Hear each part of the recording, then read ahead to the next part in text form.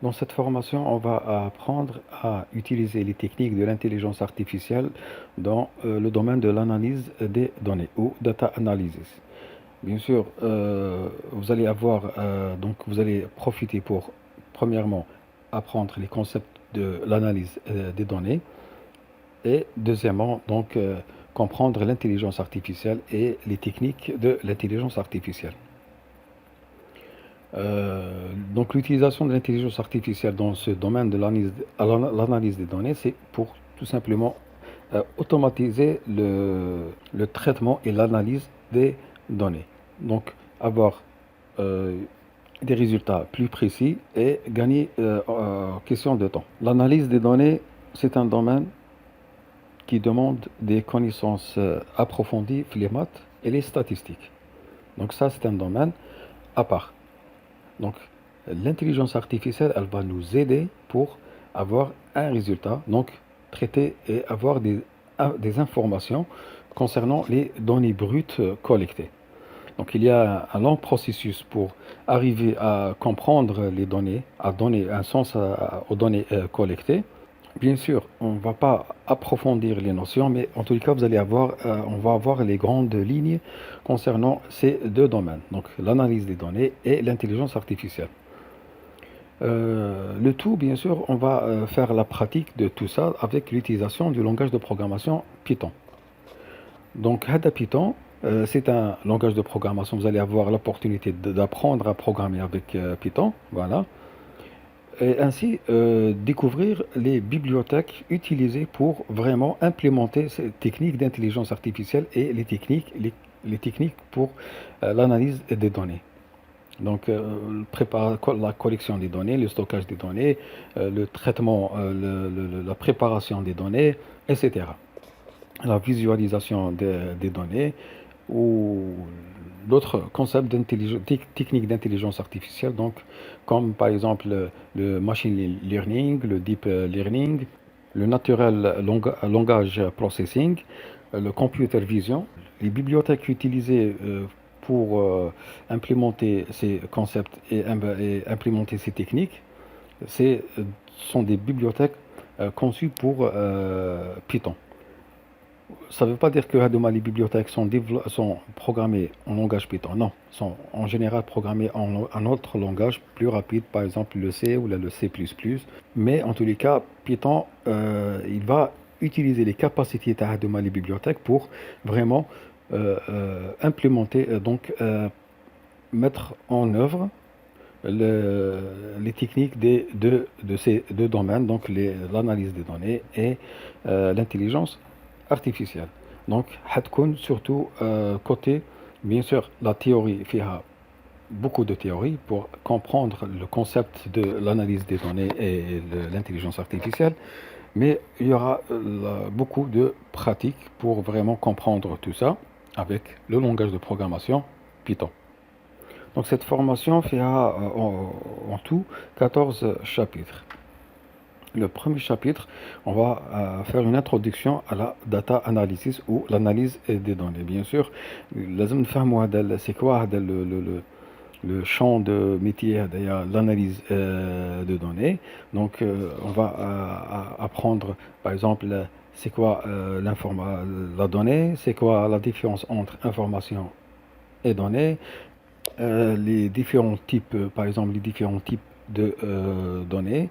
On va apprendre également, on va faire clarifier les choses concernant Python, le lien entre Python et l'analyse des données et bien sûr l'intelligence artificielle. هنشوفوا différentes étapes de traitement de la donnée. Deuxième chapitre, on va apprendre le langage de programmation Python. Donc, bien sûr, c'est un langage de programmation. Il peut s'adapter à tout type d'utilisation grâce à des bibliothèques spécialisées. Les bibliothèques, en général, Panda, NumPy, Matplotlib, ou d'autres bibliothèques هنشوفوهم par la suite. Scikit-learn, par exemple, pour le machine learning. Le troisième chapitre, la bibliothèque NumPy. C'est une bibliothèque très importante pour traiter les données, donc destinée à manipuler des matrices ou tableaux multidimensionnels ainsi que des fonctions mathématiques opérant sur ces tableaux. Ensuite, nous faut la bibliothèque Panda. Donc, la même chose. Donc, c'est une bibliothèque donc écrite pour le langage de programmation Python. Mais c'est écrite en Python. Elle est écrite pour Python, donc permettant la manipulation et l'analyse de données. Elle est vraiment rapide, la bibliothèque, ou surtout, elle permet de traiter un grand nombre de données à traiter. Elle propose en particulier des structures de données et des opérations de manipulation de tableaux numériques et de séries temporelles. Cinquième chapitre, نقعدوا نهضروا toujours على Panda, mais هذه الخطرة نشوفوا نبداو vraiment نخدموا بها concernant l'écriture, la lecture et l'écriture des données.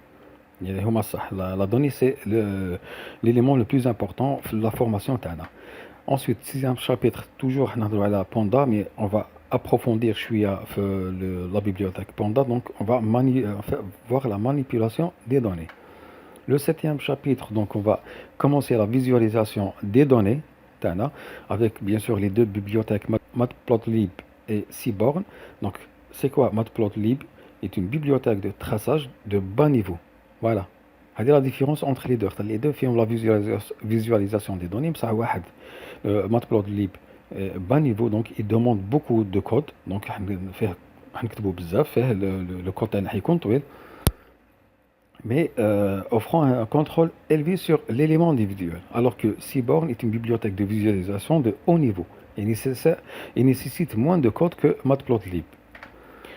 Huitième chapitre, bien sûr, on va les techniques de l'intelligence artificielle. On va commencer par le machine learning avec, bien sûr, la bibliothèque Tao, Scikit-learn. Donc le machine learning, c'est quoi? En français, c'est apprentissage automatique. C'est un sous-ensemble de l'intelligence artificielle. L'intelligence artificielle, elle englobe le domaine de le machine learning. Donc le machine learning, c'est un sous-domaine de l'intelligence artificielle. Donc il fait partie des techniques de l'intelligence artificielle, avec bien sûr comme le deep learning, le natural language processing et le computer vision, ainsi que d'autres techniques. Qui se concentre sur la création de systèmes capables d'apprendre et de s'améliorer à partir de données, sans être explicitement programmés. Donc, la machine تتعلم وحدها باش تفهم le système تاعنا.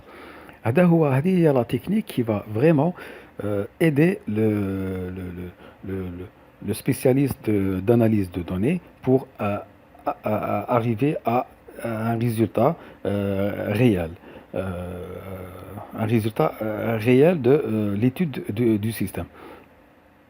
Donc, la bibliothèque utilisée pour implémenter le machine learning, c'est la bibliothèque Scikit-learn. Donc, c'est une bibliothèque libre Python destinée à l'apprentissage automatique. Donc, on va implémenter ça avec cette bibliothèque.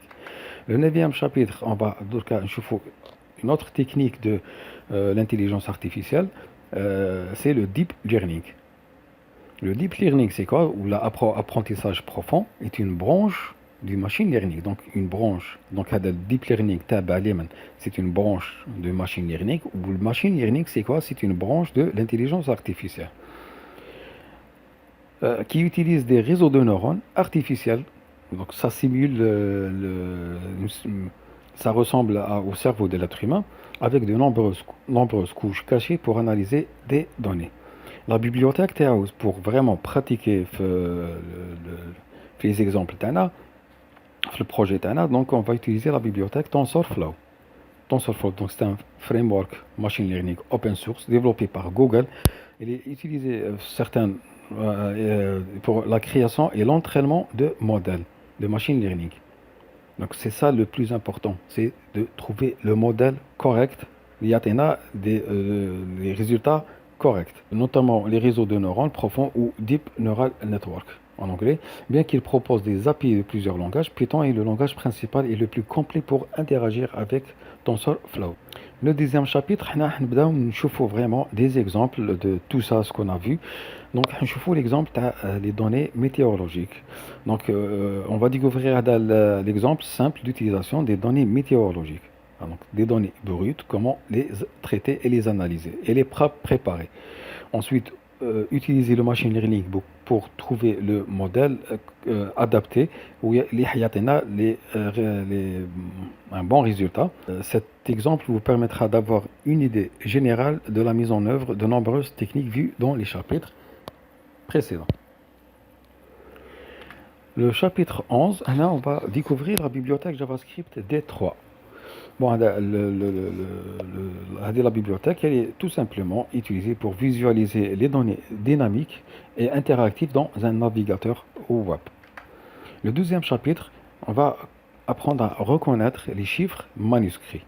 Et ça, c'est une autre technique de l'intelligence artificielle. Donc, un chiffre manuscrit, donc on va l'écrire par exemple avec la main ou là, donc ou là on va l'imprimer. Donc, en tous les cas, comment apprendre à la machine de reconnaître les chiffres manuscrits et non pas des chiffres stockés sur l'ordinateur, donc qui sont des bits. Au 13e chapitre, on va apprendre à faire l'analyse de données textuelles avec un NLTK. Donc NLTK, c'est quoi? C'est l'abréviation d'un Natural Language Toolkit. Donc c'est quoi? C'est une bibliothèque en Python permettant un traitement automatique des langues. Le traitement automatique du langage naturel vise à comprendre et interpréter le langage humain pour effectuer différentes tâches telles que par exemple la traduction, la réponse automatique aux questions, etc. Donc la machine va apprendre le langage Tana, donc vise à comprendre et interpréter le langage humain. Donc, des fois, un touriste à l'étranger, donc il fait, par exemple, il ne parle pas la langue du pays destinataire.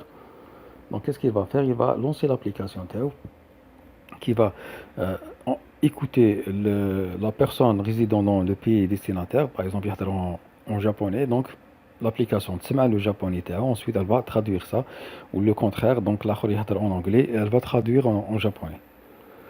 Ensuite, le 14e et dernier chapitre, l'image analysis et computer vision, donc c'est une autre technique de l'intelligence artificielle, bien sûr avec toujours OpenCV. C'est quoi ADA OpenCV? C'est une bibliothèque logicielle open source de vision par ordinateur et d'apprentissage automatique en direct. En direct maintenant, en même temps, la machine elle sait interpréter l'image ou la vidéo. Donc, OpenCV a été conçu pour permettre aux ordinateurs d'analyser et de comprendre des images et des vidéos, simulant la capacité humaine de voir et d'interpréter le monde visuel, donc comme en direct. Donc, par exemple, les téléphones, les smartphones, par exemple, lorsque vous lancez la caméra, donc il peut détecter les visages d'êtres humains. Donc il va faire un rectangle vert ou là un carré vert sur le visage d'une personne où il la personne. Donc ça c'est à travers l'utilisation de la bibliothèque OpenCV. Donc comme tu vois, en même temps on découvre le domaine de l'analyse des données. Ça c'est très important. La donnée, c'est elle la base. Donc il faut bien analyser et traiter la donnée pour avoir des informations et avoir une vision claire du système étudié. Deuxième chose, à travers la formation, les techniques de l'intelligence artificielle, machine learning, le computer vision, deep learning, traitement langage naturel, voilà.